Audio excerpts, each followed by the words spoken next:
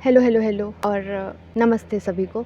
मेरे एक दो दोस्तों ने मुझे कुछ ऐसे वीडियो शेयर किए जहाँ पे कुछ नीट के एस्पिरेंट्स थे और जिन्होंने पहला जो अटेम्प्ट था नीट का वो दे दिया था, अब उन्हें री नीट देना है। तो मैं देखा कि बहुत सारे ऐसे वीडियोस मेरी भी फीड में आने लगे जहाँ पे they have committed and they have taken their lives just because कि उनका जो पहला नीट का अटेम्प्ट था वो अच्छा नहीं हुआ, उनका एग्ज़ाम नहीं अच्छा हुआ। एक जो बहुत ज़्यादा डोमिनेंट रीज़न था उस एग्ज़ाम के अच्छा ना होने के पीछे एक इंटेलिजेंस होगी, तैयारी हो सकती है, पर एक बहुत बड़ा एक डोमिनेंट रीज़न था वो था कि जहाँ पे there someone like a partner या फिर गर्ल और a boy they were attracted to, उस मेल या फीमेल ने उन्हें घोस्ट कर दिया।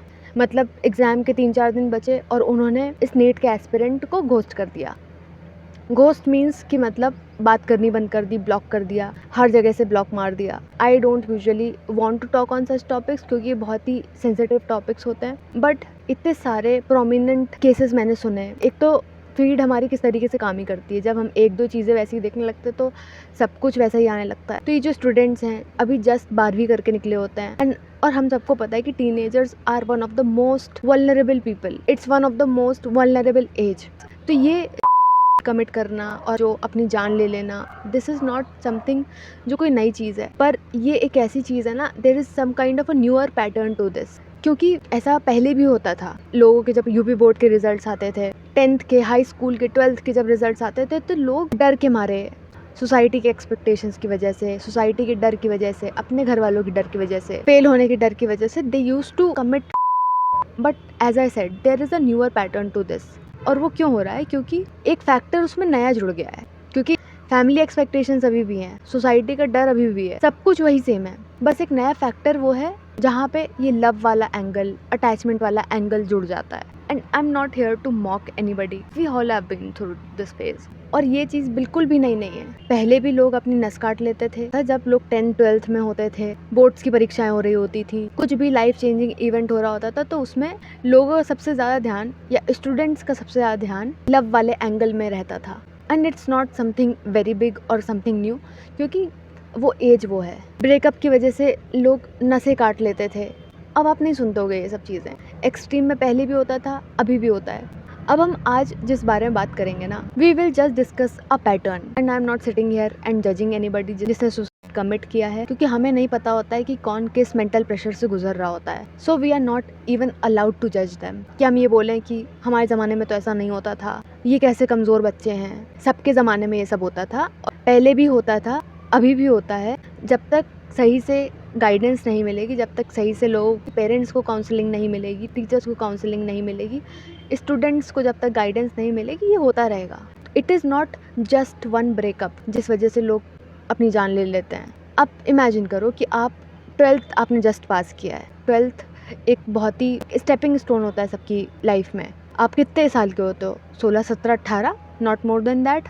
एक वल्नरेबल एज में होते हैं सब लोग, और उसी वल्नरेबल एज में वो स्टूडेंट्स कोटा पहुंच जाते हैं और जो भी उनके ऊपर सर्विलांस था, पेरेंट्स का, सोसाइटी का, भाई बहनों का, सब हट जाता है। इन्फिनाइट सर्विलांस से जीरो सर्विलांस पे आ जाते हैं लोग। घर सिर्फ सर्विलांस देने के लिए नहीं होता है ना, मॉनिटरिंग करने के लिए नहीं होता है बच्चों के ऊपर। घर एक ऐसी जगह होती है जो आपको इमोशनल सपोर्ट भी देता है, इमोशनल कुशन भी देता है। बहुत सारे लोगों के घरों में ऐसा नहीं होता होगा, पर it's a form of emotional cushion. तो जब बच्चे वहाँ पहुँच गए हैं तो वहाँ पे कोई सर्विलांस नहीं है। उन्हें लगता है कि भाई अब हमें आज़ादी मिल गई है, अब हमारे को कोई कुछ बोलने वाला नहीं है, हम कभी भी किसी भी टाइम पे आ जा सकते हैं कहीं से भी।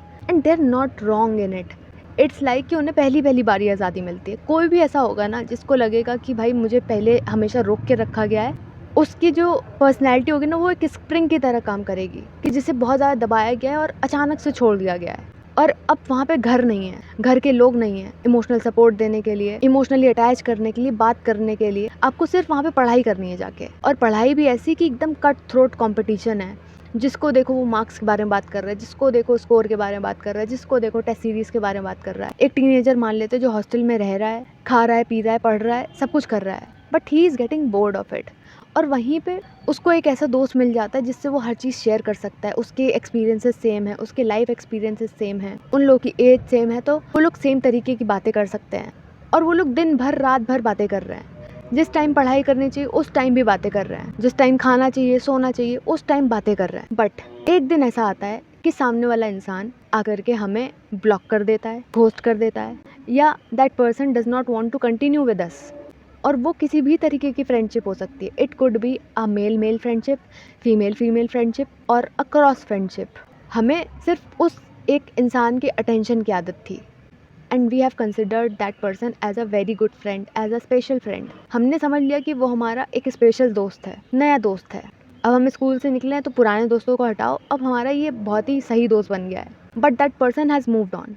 हम उसे प्रॉपर अटेंशन दे रहे हैं, वो हमें प्रॉपर अटेंशन दे रहा है। Now that person has blocked us, that person has moved on. We as humans chase validation, एक अपोजिट जेंडर से वैलिडेशन। हम ये कितना भी बोल लें कि हमें वैलिडेशन नहीं चाहिए, we don't require validation, but somewhere or the other, कहीं दिल के कोने में हमें चाहिए होता है वैलिडेशन। और ये एज जहाँ पे 17-18 साल के हम हैं, उस एज पे आकर के तो वो वैलिडेशन की जो रिक्वायरमेंट होती है वो बहुत बड़ी होती है। और अगर ये हल्का सा भी कहीं से मिल जाए वैलिडेशन, अटेंशन, तो वो जो हमें दे रहा होता है ना ये सब चीज़ें, that becomes a special one, that becomes a special person. जिस दिन उस इंसान ने हमसे वैलिडेशन छीन लिया या अपना अटेंशन हमसे हटा दिया, तब वो झेलना एज अ टीनेजर बहुत मुश्किल होता है। We as a generation can handle academic pressure.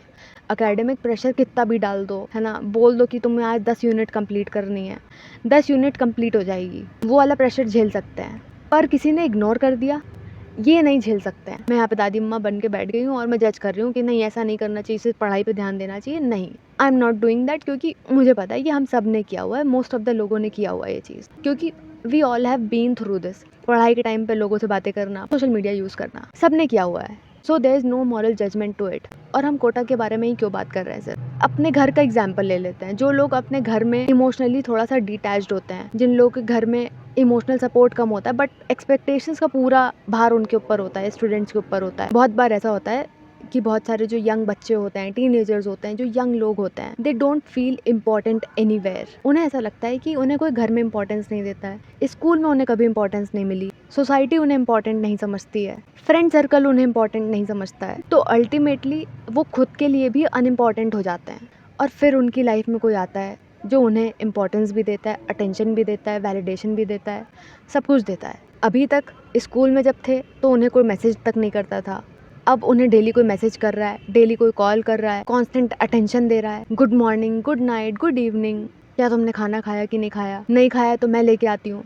और फिर उस टीनेजर का जो मन होता है ना, वो कहता है कि ओ कहीं तो मैं इंपॉर्टेंट हूँ, ये कहीं तो मैं इंपॉर्टेंट हूँ। This is a bigger trap. अब मैं अपनी टीनेज का एक एक्सपीरियंस बताती हूँ। और किसी दिन मेरे पास में एक सीनियर का टेक्स्ट आ जाता है, and that day I felt very important कि भाई मुझे किसी ने अटेंशन दे दी है। तो ये बात है स्कूल से निकलने के बाद।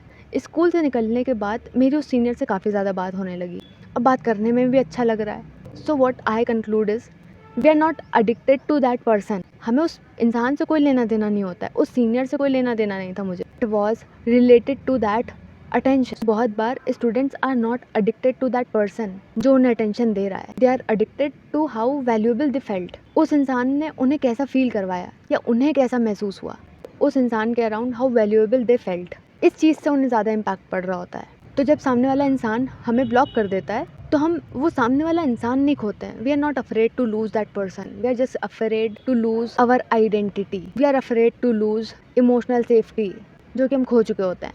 We are afraid to lose routine, validation, attention, future identity हमने उसके साथ में देख ली होती है। They lose their hope. मेरे स्कूल में बहुत बार ऐसा होता था कि जितने भी स्कूल के कपल्स होते थे वो अपना फ्यूचर डिसाइड कर लेते थे, फ्यूचर के जो बच्चों के नाम तक डिसाइड कर लेते थे। सो जब वो उस पर्सन को लूज करते हैं, they lose the future fantasy, they lose their identity overall.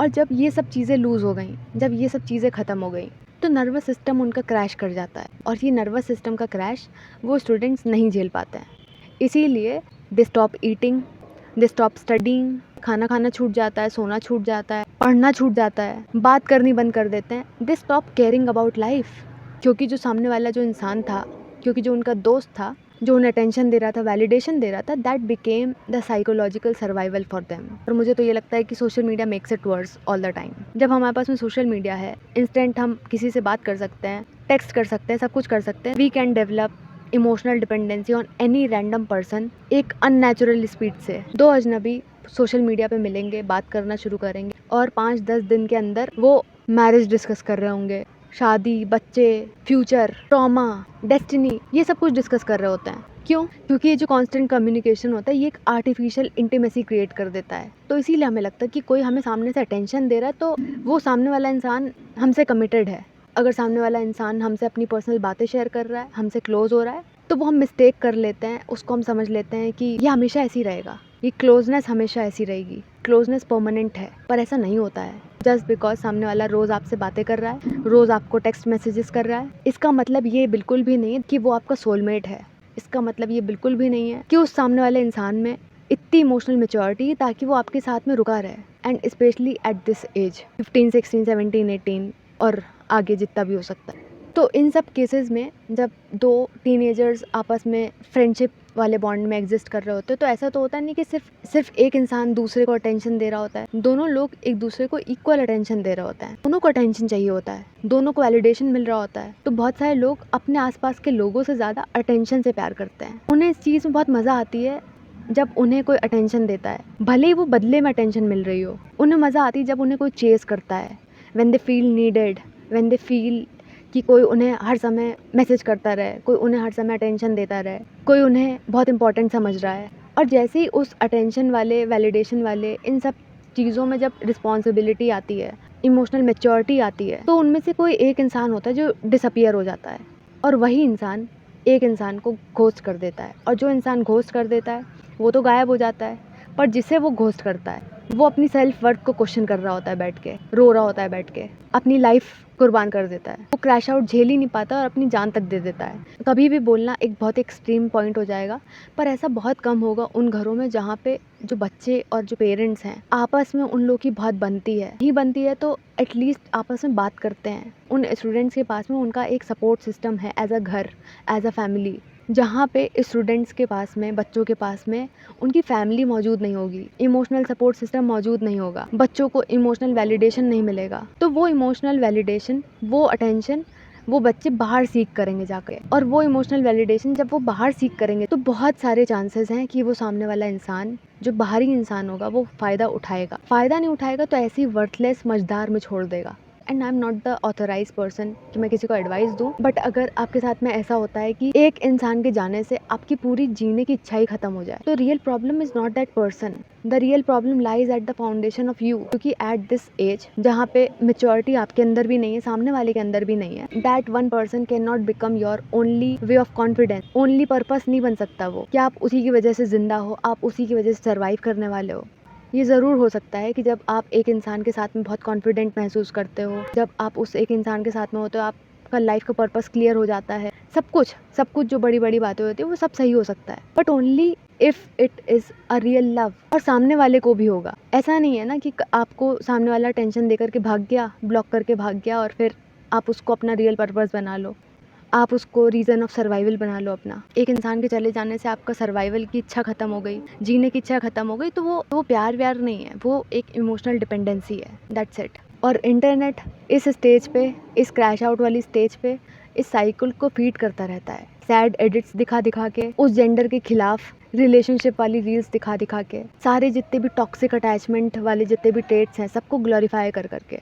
तो बहुत सारे जो इमोशनली वल्नरेबल लोग होते हैं, जिनका अभी मेच्योरिटी नहीं आई होती है, तो लोग क्या करते हैं, वो नस काटना शुरू कर देते हैं कि भाई उस पिक्चर में उस इंसान ने नस काटी थी और वो वापस आ गई थी, तो मैं भी नस काट लेता हूँ। मैं बताऊँ, मैं जब स्कूल में थी ना, तो ये मैंने बहुत सारे केसेस देखे हैं जहाँ पे लोग अपने अपने पार्टनर्स का, जो लोग उन्हें छोड़ के चले गए हैं, उनका कंपास से हाथ पे नाम लिख ले रहे हैं, ब्लेड से नाम लिख ले रहे हैं।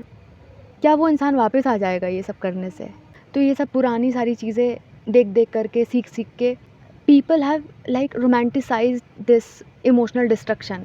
हार्ट ब्रेक के बाद जो बहुत एकदम भूखे रह लो तो वो एक डीप लव बन जाता है, गहरा प्यार की निशानी बन जाता है। अपने आप को ख़त्म कर दूंगी, अपने आप को ख़त्म कर दूंगा, किसी से बात नहीं करूंगा, कहीं नहीं जाऊंगा, जाऊंगी, ये लॉयल्टी की निशानी बन जाता है उन लोगों के लिए जो ये सबसे गुजर रहे होते हैं, जो इमोशनल मेच्योरिटी पे नहीं आए होते हैं। और जब इमोशनल मेच्योरिटी नहीं होती तो अपने हाथ से फ्यूचर बर्बाद करने पे लग जाते हैं। एटलीस्ट अब मैं अपने हाथों से अपना फ्यूचर बर्बाद कर रही हूँ या फिर मैं कर रहा हूँ, तो ये देख करके तो सामने वाला पर्सन पिघल जाएगा और वो वापस आ जाएगा। आई एम नॉट कोई love Guru, I am not love गुरु, और मैं हमेशा डिस्क्लेमर देती रहती हूँ, भाई मैं ये नहीं हूँ, मैं कोई एडवाइज़र नहीं हूँ किसी बात की। बट अगर आप आपके पेरेंट्स भी आपसे प्यार करते होंगे। अगर आपका जो गहरा दोस्त होगा, that will not take away your identity. Real love for you will never take away your identity. और जो लोग ये जो घोस्ट कर दिया किसी ने, और ये जो 12वीं पास करके जो बच्चे बैठे होते हैं और उनको किसी ने घोस्ट कर दिया, आप 5 साल बाद का अपना फ्यूचर तो इमेजिन करो एक बार, 10 साल बाद का फ्यूचर इमेजिन करो। जो इंसान आपको घोस्ट करके गया है ना, that person does not care आप कहाँ पे होगे, वो कहाँ पे होगा, उसको भी नहीं याद होगा, आपको भी नहीं याद होगा। जिस वजह से आप उतारू हो गए हो कि आप अपनी लाइफ ही दांव पे लगा दोगे। Ghosting does not define your worth. आपको उससे अच्छे लोग मिलेंगे, आपको उससे बुरे लोग भी मिलेंगे, आपको सामने वाले ज़्यादा अटेंशन देने वाले लोग मिलेंगे साथ। तो बहुत सारे लोगों को बहुत सारी चीज़ों से डर लगता है, कुछ किसी को शादी से डर लगता है, किसी को कमिटमेंट से डर लगता है, and that is the reality. कई सारे लोग इमोशनली कन्फ्यूज़्ड होते हैं, कई सारे लोगों को वैलिडेशन चाहिए होता है, इमोशनली इमेच्योर होते हैं, और कुछ ऐसे ही सिंपली चले जाते हैं, घोस्ट कर देते हैं, एंड दैट्स द रियलिटी। ऐसे ही लोग मिलेंगे आगे। The only thing we can do is to stay strong. आपका फ्यूचर सिर्फ इस वजह से मर नहीं सकता है कि किसी ने आपको रिप्लाई देना बंद कर दिया। आप खुद को पंखे पे इसलिए नहीं लटका सकते कि किसी ने आपको रिप्लाई देना बंद कर दिया, किसी ने आपकी कॉल बैक का आंसर नहीं दिया। Real people, real love will never do that. और अगर किसी ने धोखा दे दिया या फिर कुछ भी गलत आपके साथ में कर दिया, तो इसका मतलब ये नहीं है ना कि आप ये बोलने लगो, ओह दिस इज़ ट्रैश, इस सब में मत पड़ो, हम तो सख्त लौंडे बन जाएंगे या फिर सख्त वॉटेवर बन जाएंगे। This is not what you are, this is not humanity is. हर तरीके के लोग आपको मिलेंगे and you will know who the real person is, who the real love is. सिर्फ आपको कोई टेम्पोररी अटेंशन दे रहा है, you can not put that in to the category of love, because your self worth is not attach to it. जो आपकी self worth है वो हर चीज़ सर्वाइव कर लेगी, चाहे वो रिजेक्शन सर्वाइव करना हो, साइलेंस सर्वाइव करना हो, कोई ब्लॉक अनब्लॉक कोई भी कुछ भी खेलता रहे, फिर चाहे कोई आए जाए, वो सब सर्वाइव कर लेगा आपका self worth. And don't stop finding love, it's one of the most beautiful things. So stay strong and all the best for your रीनेट. If you like this video, please subscribe to the channel. I'll see you in my next. Okay, bye.